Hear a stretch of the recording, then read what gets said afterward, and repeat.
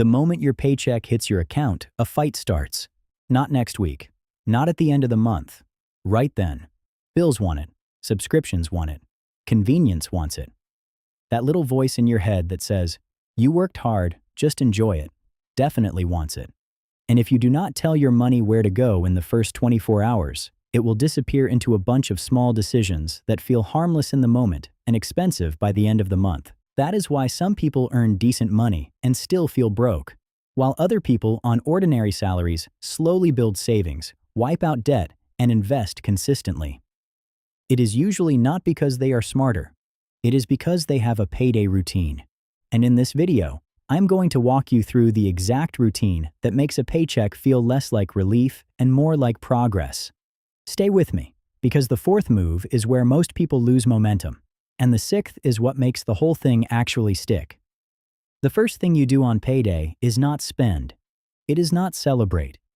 It is not just check a few things. The first thing you do is figure out your floor.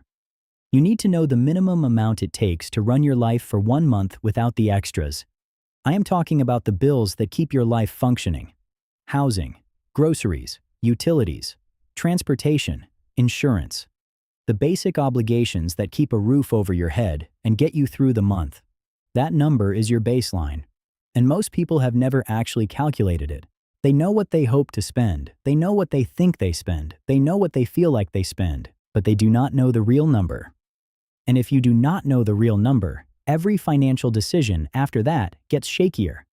Because now you are budgeting off emotion instead of math. So here is what you do. You go through the last few months of your bank statements, and you separate every expense into one of two buckets: needs and wants.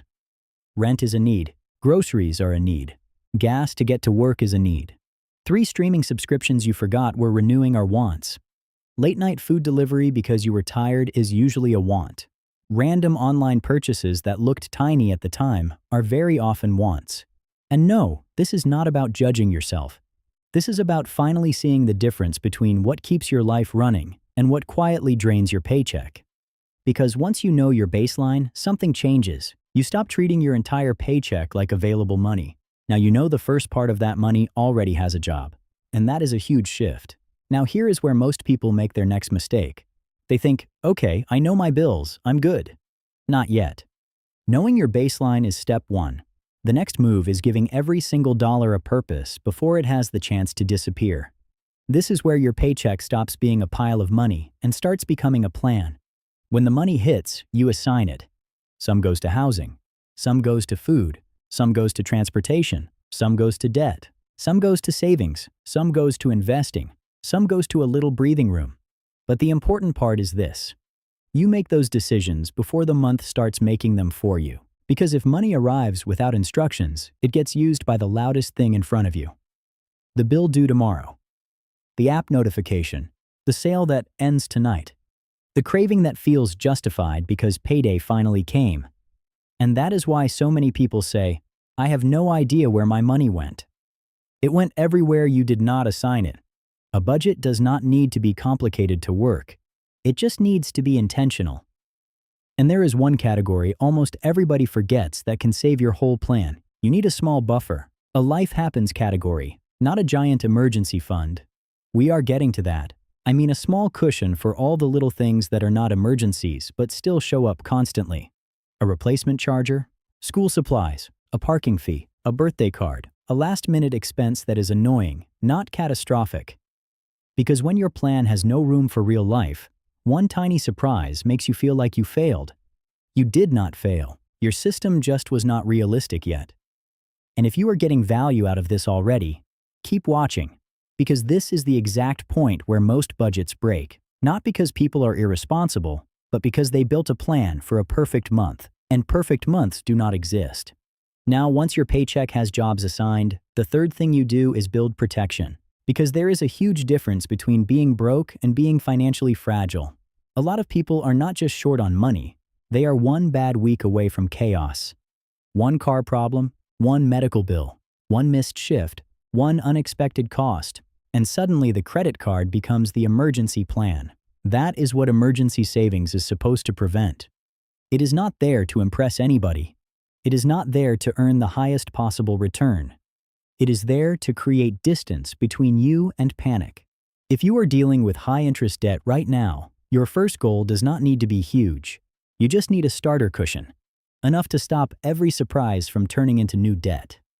If your finances are already more stable, then you build from there toward a bigger emergency fund based on your baseline, not your fantasy lifestyle. You are not trying to save 6 months of luxury. You are trying to save enough to protect the essentials and keep this money somewhere separate from your everyday spending, not sitting in the same account where it gets mentally counted as available. Because if your emergency money feels easy to spend, eventually it becomes weekend money, convenience money, or "I'll replace it later" money. And later rarely comes as fast as people think.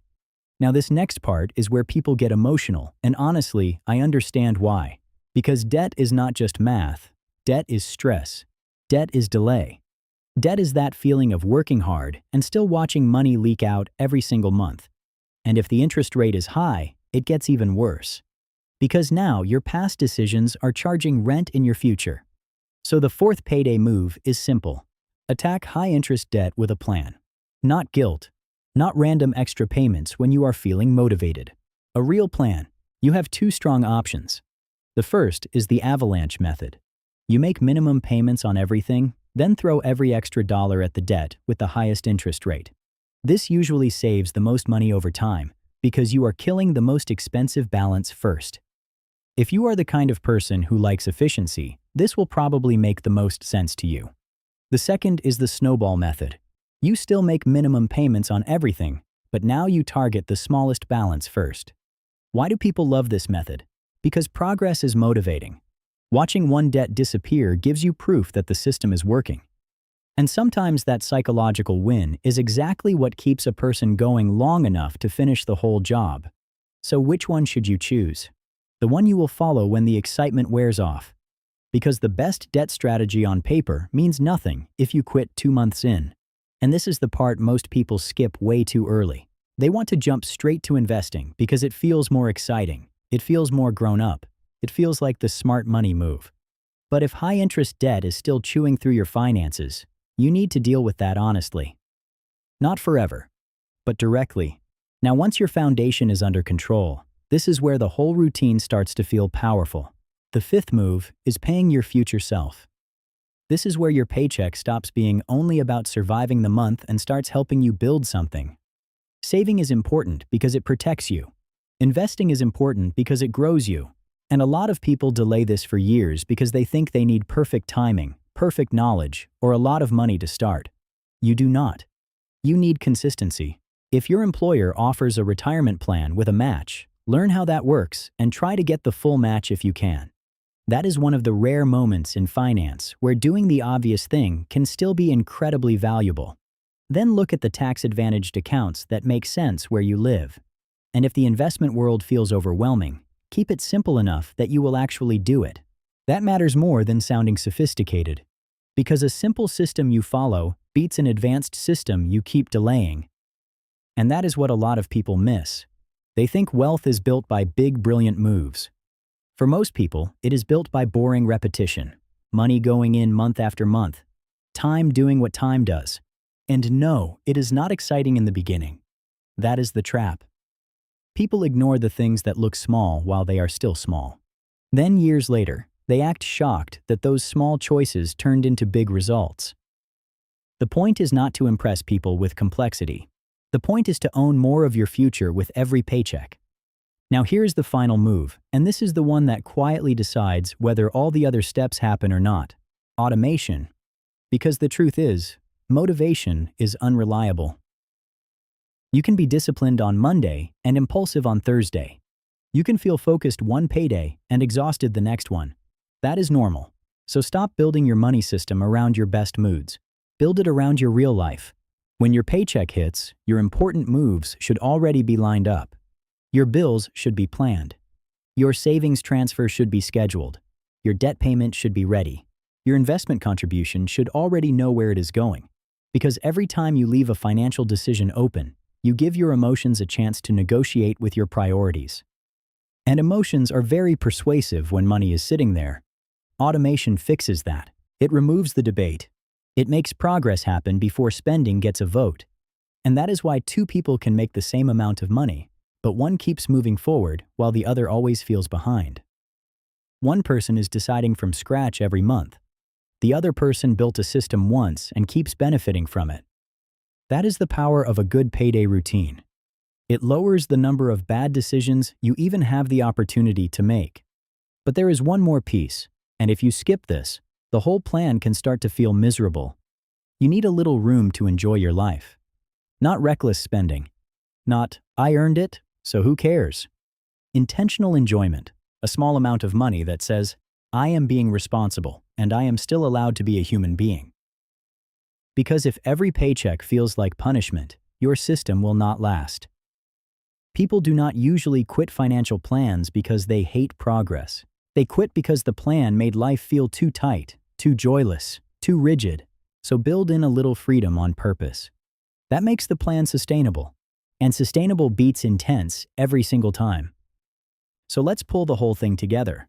When your paycheck lands, first you find your floor and know your baseline. Second, you give every dollar a job before life spends it for you. Third, you build a cash cushion so surprises stop becoming setbacks. Fourth, you attack high-interest debt with a method you will actually stick to. Fifth, you start paying your future self through long-term investing. And sixth, you automate the important moves so progress does not depend on your mood. That is the routine. Not flashy, not magical, but powerful. Because the goal is not to feel rich for one weekend after payday. The goal is to become more stable, more intentional, and more financially free with every check that comes in. And if you do this right, payday starts to feel different. Less like temporary relief, more like momentum. Less like money showing up to disappear. More like money arriving with a mission. That is when your finances begin to change. Not when you earn perfectly. Not when life becomes convenient. When you start managing what you already have with more clarity than you did before. And if this is the kind of practical money content you want more of, subscribe to The Salary Fix. Because on this channel, we are not chasing hype. We are building systems that actually work in real life. And on your next payday, do not just ask, what can I spend? Ask, what can I set in motion? That one question can change everything.